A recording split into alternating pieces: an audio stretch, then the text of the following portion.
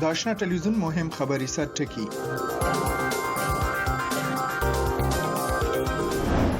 د وو مسلمان هیوادونو څخه د خلکو پر راتګ باندې د جمهور رئیس ټرمپ د اجرایي فرمان غندنه او د امریکا په هوایي ډګرونو کې د امریکایانو غبرګون. په همدې ارتباط به په امریکا کې د افغانانو په شمول د شته مهاجرینو نظرونه هم واورئ. او دا ونې مو د روغتیا برخه د ژمي په موسم کې د خوراکي موادو سره حساسیت ته ځانګړې کړې ده. راپور او د ډاکټر علمي ارزونه لرو، د خبرونې سره اوسئ.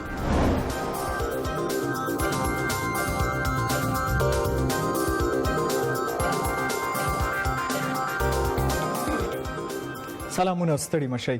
د امریکا لوی درسیزان باید په 10 ورځو کې جمهور رئیس ته د داعش د ځپلو ځانګړی پلان وړاندې کړي. امریکا ته د مسلمانانو د راتګ په اړه باندې مهم راپور هم لرو، خو د روغتیا په برخه کې د ډاکټر سره ونیزه بحث هم لرو. هیله ده چې د خبرونې سره اوسئ. د وو مسلمانو هیوادونو نه د خلکو پر راتګ باندې د جمهور رئیس ټرمپ د اجرایي فرمان له امله پرون یعنې د شنبې په ورځ د امریکا هوایي ډګرونه د یو ناڅرګند او ګډوډ حالت سره مخامخ شو. ځینې کسان د الوتکو څخه د راکوزېدو سره سم ونیول شو او په ځینو بهرنیو هوایي ډګرونو کې هیڅ پرې نه ښودل شو چې الوتکو ته وخیږي. په دې اړه باندې د تفصیل لپاره ایوب خاورین صاحب موږ سره دی. خاورین صاحب، اوس وضعیت څنګه دی؟ تقریبا 12 ساعته تیر شو د پرون. آشنا صاحب، د فرمان ترلاسه کېدو وروسته د جمعې ورځ شنبه ورځ په ګډوډۍ تېره سوه. شاوخوا 100 کسان نیول شوي دي. پرون لومړۍ ورځ واقعا په هوایي ډګرونو کې وضعیت ګډوډ و.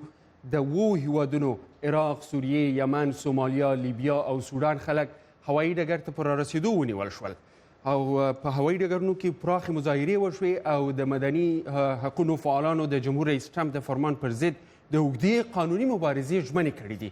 پام وکړئ چې پرون څه وشول او نورې خبرې کوو. د نیویارک، شیکاګو، سان فرانسیسکو، واشنګټن او ګڼ شمېر نور ښارونو په هوایي ډګرونو کې مظاهرې وشوې او د امریکا د مدني حقونو د اتحادیې فعالانو د جمهور رئیس ټرمپ فرمان وغندلو.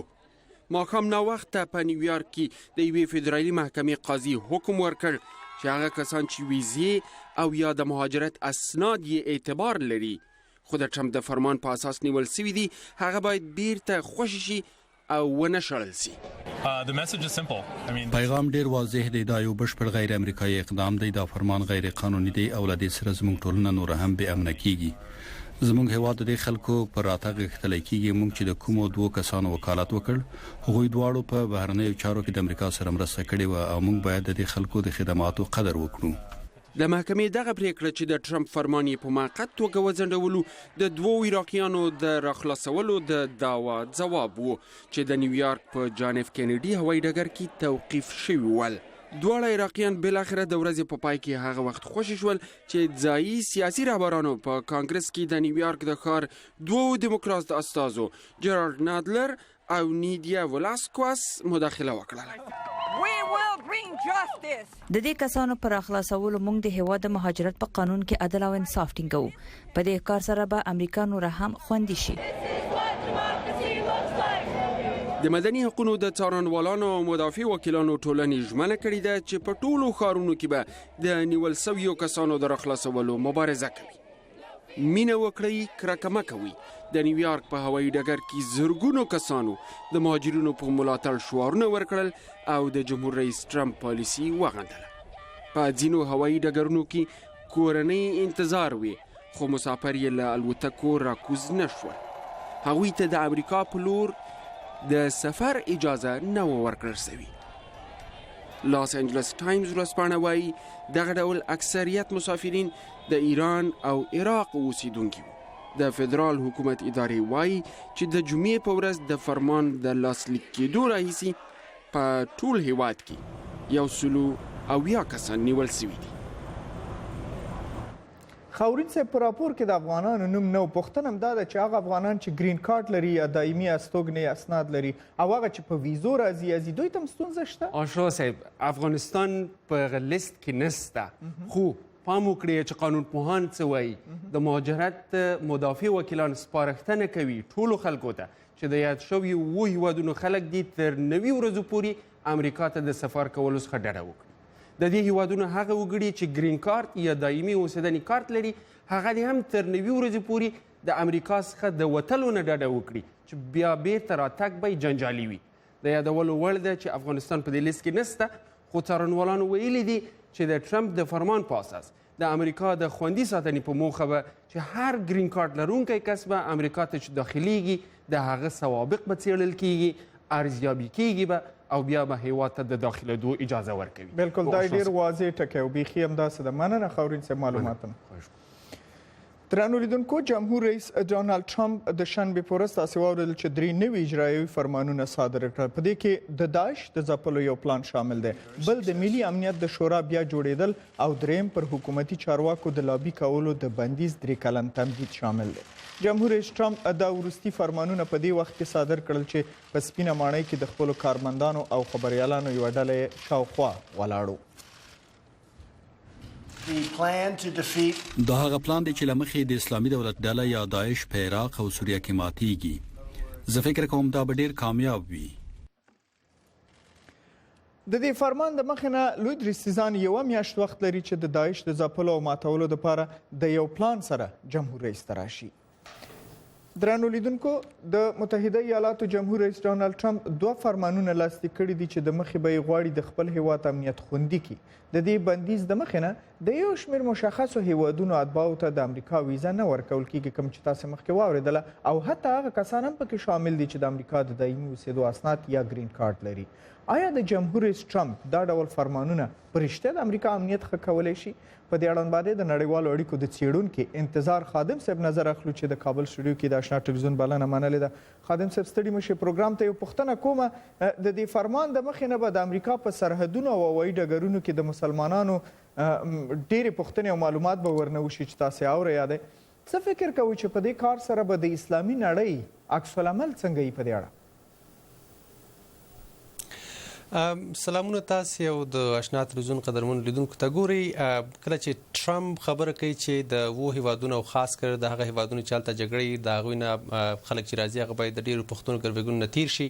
زه عقیده لرم چې دا په خپل ذات کې د مسلمانانو پر وړاندې باندې د عناد د زیږېدو لامل کیدای شي. د په خپل خبرو کې وایي چې هغه مهاجرین چې د سوریې نه راځي او هغه عیسویان دي هغوی ته به د خپل کار په لومړیتوب کې قرار ورکړي، په دې معنی باندې چې هغه مسلمانان چې د دنیا په 4 هیوادونو کې اوسېږي او 1.8 میلیارډ مسلمانان دي، په خپل ذات کې د هغوی په وړاندې باندې د عقدې، د عناد، د نفرت د ایجاد سبب ګرځي. زه عقیده نه لرم چې ډونالډ ټرمپ دی اصلا په دې عقیده باندې اوسي چې کله څوک راځي امریکا ته اصلا تهدید لا هغوی دی. دا تهدید تر دې حده پورې نه دی. کله چې د ټرمپ د قول پر بنیاد باندې چې راډیکال اسلام دی، ګوري دلته د ایډیالوژي سره د جګړې مسله ده، نه د ایډیالوژي مخ نیول کیږي او نه هم د ایډیالوژي سره په زور باندې په شدت باندې پر اتوم باندې مقابله کیږي، ځکه دلته د انګیزو سره جګړه ده. نو کله چې ټرمپ دا خبره کوي چې ګواکې د وو هیوادونو چې کوم خلک راځي هغه باید د ډیرو سوالونو وروسته او د ډیر تحقیقات وروسته امریکا داخل شي، دا په خپل ذات کې د مسلمانانو په وړاندې باندې د یو نوي تنفر د ایجاد هڅه او تلاش دی. خادم صاحب لږ که مشخص کو افغانستان دپاره افغانان په مجموع کې هلته چې تاسې ورسره تماس کې هستئ خبرې کوئ، څنګه عکس العمل ښیي دغه دریځ ته خصوصا دغه اجرایي فرمان په وړاندې، او څه فکر کوئ چې د افغانستان حکومت باید څه وکړي په داسې وخت کې، یا کوم عکس العمل ته ضرورت شته؟ د دوو خلکو د فکر انعکاس په دلته څه درکم. یو دا دی چې یو امریکایي چې زما همصنفی و هغه به دا خبره کوله چې زه داسې فکر کوم چې په هغه جرمني کې ژوند کوم چې هټلر پکې نه وی وزېږېد او قدرت ته رسېده او ټول سیستم یې له منځه ویوړه او یا هم د یهودانو په وړاندې باندې له عجیب تعصبه کار واغست. ټرمپ چې کله سپینې ماڼۍ ته راغلی دی یوازې تلاش کوي تر څو د مسلمانانو په وړاندې باندې له عجیب تعصبه کار واخلي، په داسې حال کې چې دا د امریکایانو په ګټه باندې نه ده. کله چې په افغانستان کې د بعضو ځوانانو سره خبرو کوم، دوه عجیب اصطلاحات د ټرمپ لپاره کارول کیږي. یو دا وایي چې دا میګالومونیا دی یا عظمت پسند انسان دی، د هر شي نه تېرېدی شي تر څو د خپل شخصیت او د خپلې خبرې د تحقق او د تفوق په خاطر باندې کار وکړي. دغه سړی پر ځان باندې متمرکز دی، تر ډېر حده پورې اصلا د اخلاقیاتو او معنویات طرفدار سړی نه دی. کله چې د مهاجرتونو مسله راځي په افغانستان کې که د نورو اسلامي هیوادونو نه دا هغه خلک دي یا په افغانستان کې هغه عمومي غبرګون دا دی چې د د نړیوال ټولنې د غلطي مداخلې پر بنیاد باندې د ډیرو زیاتو هیوادونو خاص کر د افغانستان نه مهاجرتونه د نور نړۍ په وړاندې باندې کیږي او یا امریکا ته کیږي. کله چې ټرمپ دغه سي قاطع دریځ نیسي ترڅو دغه هیوادونو خاص کر د افغانستان به څوک رانشي، فکر کوم چې دا زمونږ په وړاندې باندې دوګونه چلند دی او بل اخره زمونږ تنفر د وړاندې باندې زیږول شي. کله کې تاسو چې نړیوالو اړیکو باندې تحقیق کوي او کارم دی او مسلک هم دی بيخي په جهاني سیاست کې امریکا ته غلوی تهدید اصلا څه شه ده او وايي امریکا ته په دې ورتللو باندې چې اوس دوی بندیز لګي خصوصا په مسلمانانو باندې دا کار د کم نړیوال تړون یا منشور سره خلاف کې هم دی کنه؟ زه فکر کوم چې د مهاجرتونو لړۍ په 1980 کال کې شروع شول درڅو نورو نوښتونو او ابتکارونو ترڅنګ دنیا یو بل سره ونښتله، نړیوالتوب رامنځته شو. په هغه وخت نه تر اوسه پورې د هغه خلک چې د تعصب ښکار کیږي، د مذهبي او یا هم ټولنیز او یا هم دودیزو مسایلو ښکار کیږي، هغه کولی شي چې نور نړۍ ته سفر وکړي. خاص کر دغه مسلې تحقق په خاطر باندې تاسو ولیدل چې د برتانیې د کاناډا صدر اعظم ټروډو دا خبره وکړه چې هغه څوک چې دغه تعصبات ښکار کوي زموږ هیواد او زموږ دروازې دغه په وړاندې باندې خلاصې دي. یعنی په دې معنی باندې چې دغه د سفرونو د مهاجرتونو لړۍ ل 1980 کال را دي خواته شروع ده او هیڅ هیواد هم بیل دي چې موجه دلیل ولري د مهاجرینو په وړاندې باندې خپل دروازه نشترلې. ولی دا ډیره مهمه ده چې هر هیواد د خپل کورنی ثبات او د خپل پرمختګ او انکشاف مسؤلیت پر غاړه باندې لري. هغه کسان چې دغه هیوادونو ته ستونزې پیښولې شي فکر کوم چې د مسلم حق نه برخوردار دي ترڅو دغه مهاجرینو پر وړاندې باندې خپل دروازې وتړي. نو کله که تاسو د ټرمپ خبره کوي اصلا ټرمپ د ټولو اصول خلاف په قاطع ډول باندې بیل کوم قید شرط د مسلمانانو او یا هم د مهاجرینو په وړاندې باندې خپل دروازه تړي چې دلته کومه سیاست او اخلاق حد اقل په یو څه تناسب سره وتړو. اخلاقیات شاته پات شوې دي، اصول شاته پات شوې دي او یوازې هر هغه چې د ټرمپ د غوښتنو سره سم وي هغه د تر سره کوي او پر مخ باندې وړي. تاسو به اورئ خامخا چې ښاغلی ټرمپ په ټینګار وایي چې د هر هیواد سره به انفرادي چلند او ارتباط جوړي یعنی اړیکې به جوړي. څه فکر کوئ چې د افغانستان د امنیت او بیا جوړونې په باره کې به څه تصمیم وکړي، څه به وکړي؟ ټرمپ اصلا پر پیسو معتقد سره دی، هغه یو تجار دی او په هغه هیوادونو سره چې بیت په ریټرن کې یا بیت په هغه رجوع کې د هیواد او یا هم د حکومت او یا ادارې ته ګټه کیږي، فکر کوم چې پر هغه باندې دا تمرکز کوي او هغه ته لومړیتوب ورکوي. افغانستان هغه هیواد دی چې د خبرونه د درې ځل چې ما د دې خبر تعقیب کړی ویلې هغه هیواد دی چې منګي پلونه سازو او نور خلک خرابوي او یا هم د یو جګړه تر ډیره حد پورې مسولیت باید افغانستان خلک او د افغانستان حکومت واخلي. زه عقیده لرم چې کچې د افغانستان په حکومت کې ظریفه ډیپلوماسي رامنځته شي او په واشنگټن کې زموږ دغه پیغام د ټرمپ تر ادارې ورسیږي نو د افغانستان مسله حساسه مسله ده، مهمه مسله ده، دا داسې مسله ده چې دلته بغم اور جوړیږي او هلته به خلک سوځي.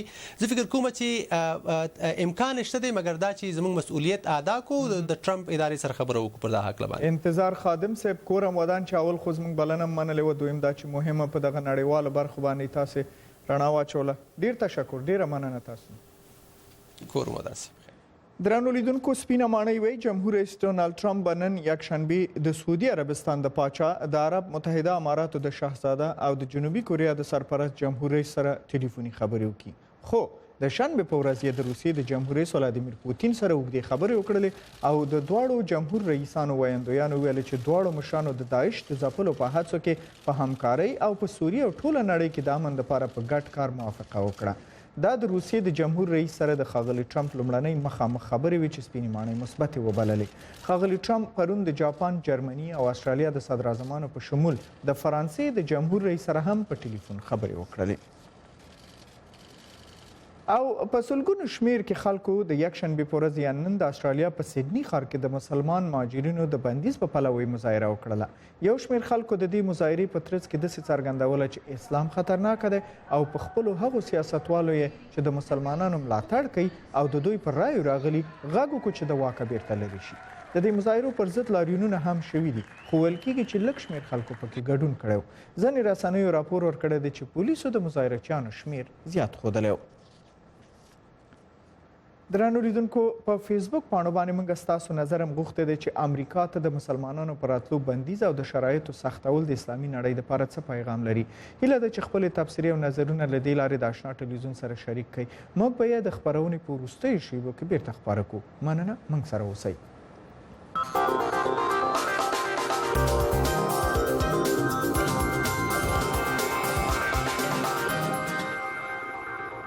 د آشنا ټلویزیون نه مهم خبرونه ګورئ واورئ. د حزب اسلامي د هیئت مشر وی ګلبدین حکمتیار به په څو اونیو کې هیواد ته ستون شي. د اسوسییټډ پریس اژانس لیکلي دي چې د حکمتیار په ستنېدو سره به د افغانستان په سیاسي چاپیریال کې بدلون راشي او د طالبانو پر ضد جګړه به نور هم پیچلې شي. د حزب اسلامي د هیئت مشر امین کریم د اسوسییټډ پریس اژانس ته د همدې اونۍ په پیل کې ویل چې حکمتیار به په لنډو اونیو کې کابل ته ستون شي. ښاغلي کریم چې د سولې موافقه یې هم کړې ده په خپله د سختو امنیتي تدابیرو لاندې په کابل کې اوسیږي او په یو شمېر افغان رقیبانو باندې او د سیمې پر هیوادونو باندې انتقاد کوي چې وایي د حکمتیار د بیرته ستنېدنو مخه نیسي او وایي د حزب اسلامي اکثره هغه قومندانان چې غوښتل یې کابل ته راشي نیول شوي دي. او نن یکشنبه د قندهار په ښار کې په سلګونو کسانو د پاکستان په ضد مظاهره کړې ده. د لاریون کوونکو ډیر شمیر د قندهار د ریګستان سپین بولدک او خورابک ولسوالۍ اوسیدونکي په دې سیمو باندې 2 ورځې مخکې د پاکستان د سرحدي ځواکونو د لوري نه راکټي بریدونه شوي. لاریون کوونکو ویل پاکستان د افغانستان د ټولو بدبختیو عامل دی. لاریون کوونکو په خپل پریکړه لیک کې پر ملګرو ملتونو او د سارک سازمان د غړو څخه وغوښتل چې د افغانستان په کورنیو چارو کې د سیمې د هیوادونو د لاسوهنو مخه ونیسي. په کابل کې د اروپایي ټولنې ځانګړي استازي فرانس مایکل میلیبن د افغانستان او پاکستان د اړیکو پر ترنګلتیا اندېښنه ښودلې ده. ویل چې دا 2 هیوادونه باید د کار پړاو ته داخل شي. هغه د اجرایي رئیس عبدالله سره په کتنه کې نن د 2 هیوادونو پر ګډ کار باندې د ټینګار ترڅنګ د افغانستان په سیاسي وضعیت او په شفاف انتخاباتو خبرې وکړې.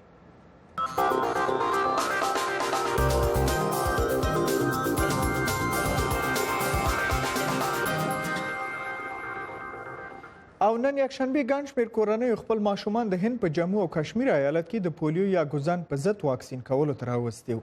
د واکسین د ملي ورځ په ټول هند کې پیله شوې ده او تمه کیږي چې د 15 کلن او تر دې کم عمر لرونکي شاوخوا 170 میلیونه ماشومان واکسین شي. هند د لسیزو کلونو او میلیونونو ډالرو د لګښت او هڅو وروسته د روغتیا د نړیوال سازمان د خوا نه د 2014 کال په مارچ میاشت کې د پولیو پاک هیواد اعلان شو.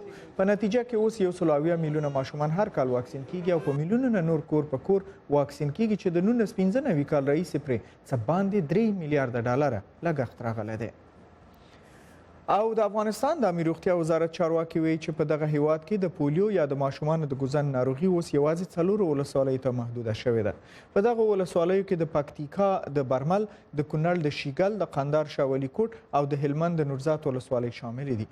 افغانستان د عامه روغتیا وزارت وایي چې اوس افغانستان کې 6 میلیونه ماشومان د پولیو ویروس د خطر سره مخ دي. د پولیو واکسین د تطبیق لپاره سکال یعنی میلادي کال کې 80 میلیونه ډالر ځانګړي شوي دي.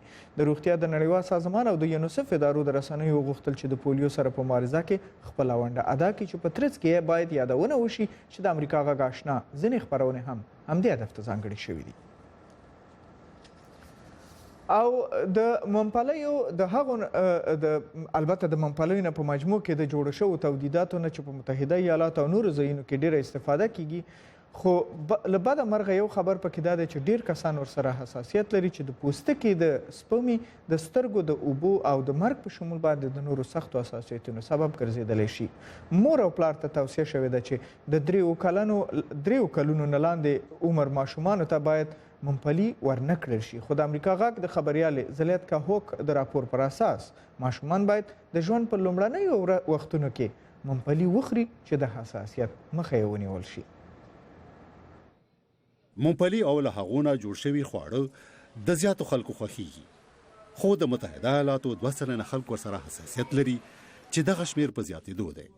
د ماشومانو ډاکټرانو تر اوسه پورې توصیه کړې ده چې د ممپلیو خواړه باید له 3 کلونو نه کمو ماشومانو ته ورنه کړل شي.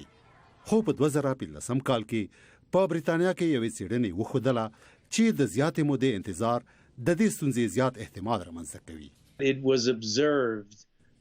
په اسرائیل کې ماشومانو ته د خپل ژوند په لومړیو میاشتو کې د ممپلیو د ورکولو یو دود موجود دی. نو کله چې موږ له ممپلیو سره د دغو ماشومانو حساسیت په انګلستان کې له یهودو ماشومانو سره مقایسه کوو، نو د اسرائیلي ماشومانو حساسیت 80% کم وینو. د حساسیتونو او ساري ناروغیو د ملي انسټیټیوټ رئیس ډاکټر انټونی فاچي وایي دغه د پام وړ موندنې ښیي چې ماشومان په خپل بدن کې یو داسې میکانیزم لري چې د ممپلیو د منفي اغیزې په وړاندې روزل کېدلی شي او ښایي په دغه میکانیزم کې تر 1 کال پورې بدلون رامنځته شي. هغه وویل چې د متخصصینو یوې ډلې د متحده ایالاتو د ماشومانو د حساسیتونو د ډاکټرانو لپاره یو لړ لارښودونه ټاکلي دي. If the child has a history of severe که ماشوم د ژوند په لومړیو 6 میاشتو کې د سختو دانو او هګیو الرجی ولري نو د حساسیت یو متخصص ډاکټر ته یې بوزي چې له ممپلیو سره د حساسیت معلومولو لپاره د پوستکي یا وینې معاینه وکړي. که حساسیت نه لري نو تر 6 میاشتو پورې د ممپلی ورکړای شي. که ماشوم زیات سپومې ونه لري او له هګیو سره لږ حساسیت ولري نو احتمال لري چې ډاکټر ورته د 6 میاشتو په عمر کې له ممپلیو نه د جوړ شویو خوړو د خوړلو توصیه وکړي. دا ډول ماشوم د حساسیت معاینې ته اړتیا نه لري. هغه ماشومان په هر عمر کې ممپلی خوړلی شي چې په خپل یا کورنۍ حساسیت نه لري. تاج امین د آشنا تلویزیون امریکا غږ. کله کې مشخص کو خوراکي موادو سره حساسیت هغه وخت پیدا کیږي چې کله کم ځانګړي خواړه د بدن د زیان سبب کیږي نو د بدن دفاعي سیستم سمدستي عکس العمل کوي. خو د خوراکي موادو سره دا ډول حساسیت څنګه رامنځته کیږي او څو ډوله ده؟ په اړه په نیویارک کې د جمایکا د روغتون د داخله ناروغي متخصص ډاکټر میلالي سادات صاحب نظر اخلو چې زموږ بلنه د سکایپ د لارې منلې ده. ډاکټر صاحب تاسو تم ستړي مشوي مې یو لنډه پوښتنه کوم چې په ماشومانو کې د حساسیت نښې څنګه معلومېدلی شي او د تشخیص سمدستي وروسته څنګه مخنیوی وشي؟ مننه آشنا صاحب د ټول وړاندې تاسو د آشنا تلویزیون محترم لیدونکو ته ځل بیا سلامونه وړاندې کوم. حساسیت لکه تاسو چې ورته اشاره وکړه په خپل د بدن یو دفاعي میکانیزم دی او د اجنبي موادو په مقابل کې یو عکس العمل ښکاره کوي. خو دغه عکس العمل بعضي وخت کې په بدن کې داسې اعراض او علائم پیدا کوي چې د مریضانو د نارامۍ سبب کیږي.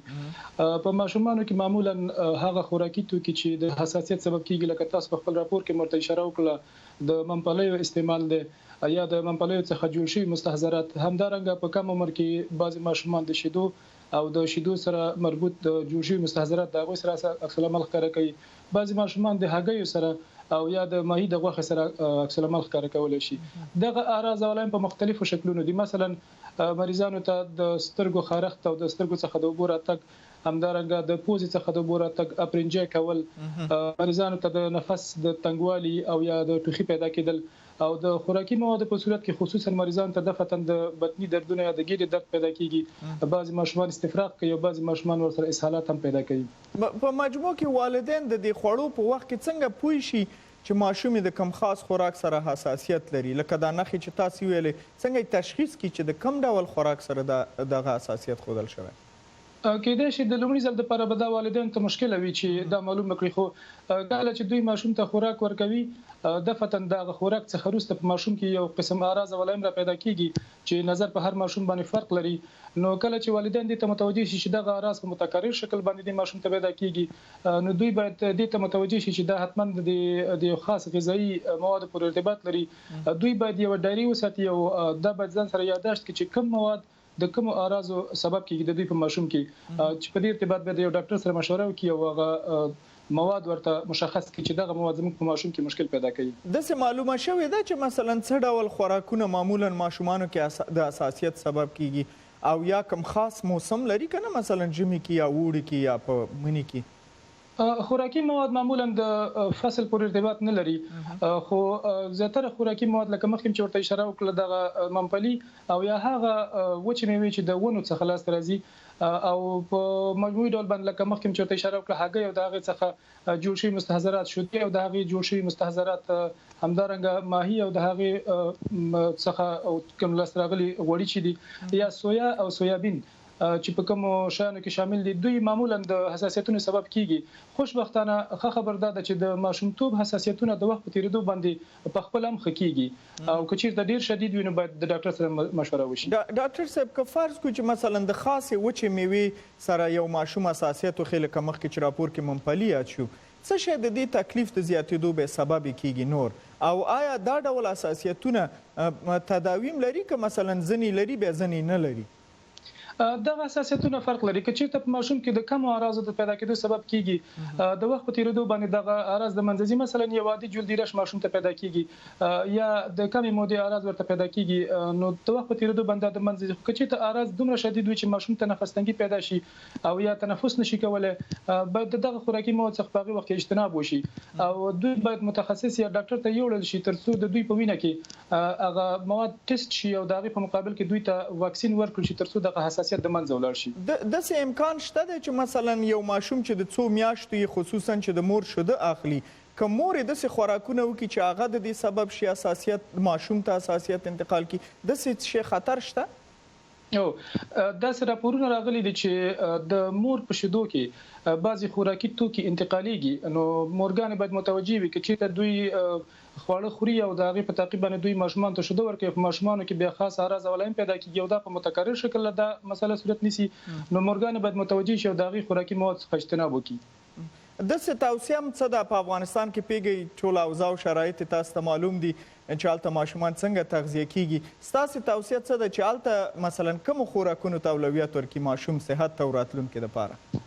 د الرجی په حساب باندې د ماشومان په غذایی رژیم باندې بندیز ونه لګول شي ځکه حساسیتونه په هر چا کې نه رامنځته کیږي بعضی ماشومان حساسیت ښیي او که چېرته به حساسیت معلوم شي فقط دا غذاګان څخه اجتناب کیږي په مجموع کې باید ماشومان ته متممه غذاګانې ورکړل شي چې په دې کې حبوبات شامل دي همدغه غذاګانې چې موږ مخکې یاد کړلې ډېرې صحي غذاګانې دي باید ماشومان ته ورکړل شي مثلا شیدې دي یا هګۍ دي سبزیجات باید ماشومان ته ورکړل شي غوښه د وریجې دي نو ټولې متممه غذاګانې چې باید ماشومان ته بدون د ویرې توصیه شي او که چېرته به حساسیت ولیدل شي هغه خو بېله مسله د په هغې وخت کې باید لازمه کارونه سرته ورسېږي یعنې حساسیت په وجه د اوس نور خواړه پرې نه بندوي. یو لنډه پوښتنه بله کومه چې آیا داسې کوم واکسین شته دی چې مخکې نه کار رقم خواړه وخوري ماشوم ورسره به هېڅ حساسیت ونه ښیي؟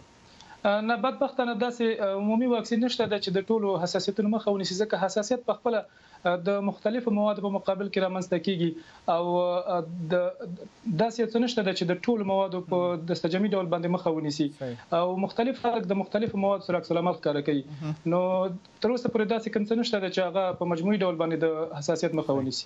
ډاکټر صاحب میرعلي سادات کورم ودان ډیر تشکر ستاسو د دې علمي لارښوونو او معلوماتو. مننه د ستاسو. مننه. درنو لیدونکو لا 15 کلونو راهیسې د امریکا غږ د یو هدف لپاره هڅه کړې ده د امریکا غږ منشور ته ژمنتیا له افغانستان او پاتې نړۍ څخه موثق خبرونه د امریکا معرفي او هر اړخیز بحثونه د لسګونو کالو په تجربې سره د نړۍ پیښې او هغه څه چې تاسو ته مهم دي رپورټ ورکوي هر ورځ له هر لارې د امریکا غږ آشنا موثق د اعتبار وړ او هر اړخیز. اوس هم ستاسو نظرونه او تبصرو وخت دی. د آنلاین لیدونکو نه دا پوښتنه موږ کړې وه چې امریکا ته د مسلمانانو پر راتلو بندیز او د شرایطو سختول د اسلامي نړۍ دپاره څه پیغام لري. ستاسو پر تبصرو باندې زموږ همکار داود صدیقي نظر لري او اوسوي معلومات شریک کړي. صدیقي صاحب مهرباني څه وایي خلک؟ آشنا صاحب سلام تاسو ته او ټولو لیدونکو ته. نن هم د آشنا تلویزیون خبرونه د امریکا غږ پر فیسبوک باندې ډېر لیدونکي لري چې په لومړي سر کې له ټولو څخه مننه کوو. د پوښتنې په اړوند مسلم منګل لیکلي که څه هم دا به د اسلامي نړۍ لپاره سخت پیغام وي خو دا به د ټرمپ د ادارې لپاره هم ناوړه پایلې ولري ځکه چې د ټولې نړۍ خلک د دې بندیزونو مخالف دي. سیف ننګیال لیکلي اسلامي نړۍ ته پکې ډېر روښانه پیغام پروت دی چې سره یو شی امریکا او په عموم کې غرب د هیڅ اسلامي ملک دوست نشي کېدی. ګلنبي شیرزاد بیا لیکلي ټرمپ ښه کار کړی دی مسلمانان باید په خپلو کې سوله وکړي چې امریکا ته د تلو ضرورت پیدا نشي. مننه چې د آشنا تلویزیون خبرونه په تلویزیون او فیسبوک کې ګورئ او هیله ده چې تل همداسې موږ سره واوسئ. مننه.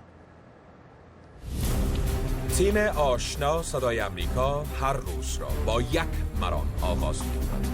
په ټولو چارو کې د امریکا غږ د ارزښتونو غوړوالی ارائه اخبار موثق معتبر و جامع چارواکو او کارپوهانو ته بسیار لاسرسی لري هر روز از رادیو، تلویزیون و شبکه‌های اجتماعی. صدای امریکا آشنای شما. او د آشنا تلویزیون خبرونه په همدې سره پای ته رسیږي خو تاسو کولی شئ د امریکا د حکومت د نوو تصمیمونو او نورو مهمو خبرونو لپاره د آشنا رادیو واورئ چې همدا شیبه خبرونه پیلوي. تر بیا هم په خیر سره.